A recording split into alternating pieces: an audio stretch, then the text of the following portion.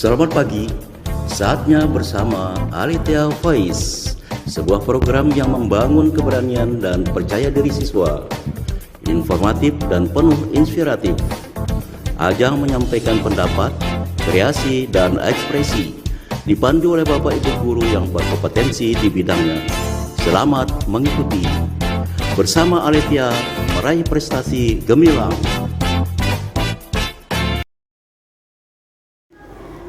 Shalom, selamat pagi. Saatnya bersama Aletheia Voice, sebuah program yang membangun keberanian dan percaya diri siswa, informatif dan penuh inspiratif.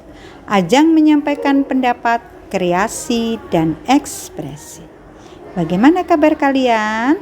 Semoga selalu dalam keadaan sehat dan penuh sukacita dan selalu dalam lindungan dan kasih Tuhan. Pada edisi peringatan Hari Pahlawan 10 November, Miss Vero akan menemani kalian dalam beberapa menit ke depan, tentunya dalam program kreasi dan ekspresi. Kali ini dengan tema Pahlawan di Hatiku. Hari Pahlawan 10 November diperingati untuk mengenang kembali jasa para pahlawan yang gugur dalam melawan penjajah. Peringatan Hari Pahlawan dilatar belakangi oleh peristiwa di Surabaya 10 November 1945. Tanpa basa-basi, langsung saja kita dengarkan pembacaan biografi pahlawan nasional oleh siswa-siswi kelas 5 SD Kristen Aletheia. Selamat mendengarkan. Shalom, selamat pagi dan salam sejahtera untuk kita semua. Perkenalkan, nama saya Gradin Caisira Nahwang dari kelas 5B, nomor absen 8 Sekolah Kristen Aletheia Ampenan. Pada kesempatan ini, saya akan membacakan biografi pahlawan yaitu Tengku Umar. Tengku Umar merupakan salah seorang pahlawan nasional dan sebagai pemimpin perang di Aceh dari tahun 1873 sampai 1899. Tengku Umar menjadi panglima perang yang tak gentar membela tanah kelahirannya dari serangan penjajah yang ingin menguasainya. Tengku Umar lahir di Meulaboh, Aceh Barat pada 1854. Dirinya anak seorang bangsawan bernama Tengku Achmad Mahmud dan memiliki 2 orang saudara perempuan serta 3 saudara laki-laki. Tengku Umar kecil dikenal sebagai anak yang cerdas, pemberani, dan kadang suka berkelahi dengan teman-teman sebayanya.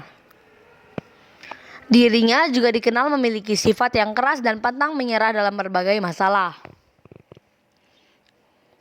Tengku Umar berjuang melawan penjajah saat usianya 19 tahun, yaitu pada tahun 1873. Dimulai dari daerah Meulaboh, kemudian melanjutkan perjuangannya ke Aceh Barat. Sebagai panglima perang, Tengku Umar dikenal cerdik dan pandai bersiasat. Sejak menikah dengan Cut Nyadin pada tahun 1880, perlawanan rakyat Aceh menentang penjajahan semakin kuat dan hebat. Kecerdikan Tengku Umar terlihat saat dia berpura-pura menjadi kaki tangan Belanda hanya untuk mempelajari strategi perang yang diterapkan Belanda dan mendapatkan tambahan senjata. Tengku Umar rela dicap sebagai pengkhianat oleh masyarakat Aceh. Kerja sama Tengku Umar ternyata banyak menguntungkan Belanda. Salah satunya, banyak pos Aceh yang dapat dikuasai Belanda. Atas jasanya, Belanda menganugerahi gelar Tengku Umar Johan dan mengangkatnya sebagai komandan pasukan Belanda yang memiliki kekuasaan penuh. Dari situ dirinya terus mempelajari cara dan siasat Belanda sambil mengganti setiap orang Belanda di unit yang dia kuasai dengan pasukan dari Aceh. Perjuangan tak sia-sia. Pada tanggal 30 Maret 1896. Tengku Umar segera menarik pasukannya dari pos yang dikuasai Belanda. Perlengkapan perang Belanda seperti 800 senjata, 25.000 butir peluru, 500 kg amunisi, dan sejumlah uang dapat diambil alih oleh Tengku Umar. Perlahan Belanda mengetahui kebohongan dan pengkhianatan Tengku Umar. Akhirnya, Belanda melakukan operasi besar-besaran untuk memburu Tengku Umar dan pasukannya. Usaha Belanda tak membuahkan hasil. Tengku Umar dan pasukannya ternyata sulit ditaklukkan. Pasukan Tengku Umar terus mengadakan perlawanan melawan penjajah. Daerah Banda Aceh dan Meulaboh dapat dikuasai Tengku Umar dan pasukannya. Mereka tak bisa melumpuhkan Tengku Umar.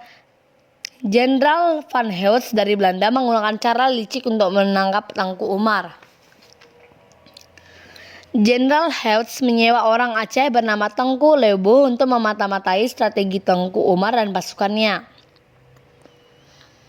Dari informasi tersebut, Belanda mengetahui rencana Tengku Umar. Belanda mengerahkan semua kekuatan pasukannya untuk menyerang Tengku Umar di Meulaboh. Tengku Umar gugur dalam pertempuran tersebut pada tanggal 11 Februari 1899.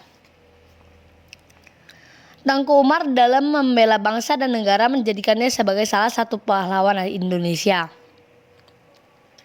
Pada tanggal 6 November 1973, nama Tengku Umar resmi dicatat sebagai pahlawan Indonesia. Tak hanya itu, nama Tengku Umar diabadikan sebagai nama jalan di sejumlah daerah di tanah air.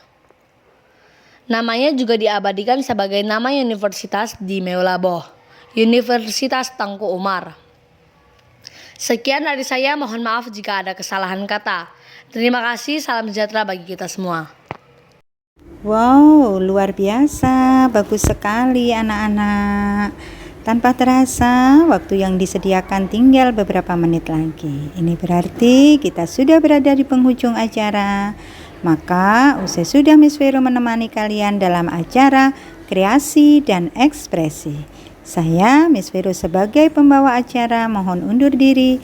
Terima kasih, Shalom, Tuhan memberkati. Bersama SKA meraih prestasi gemilang.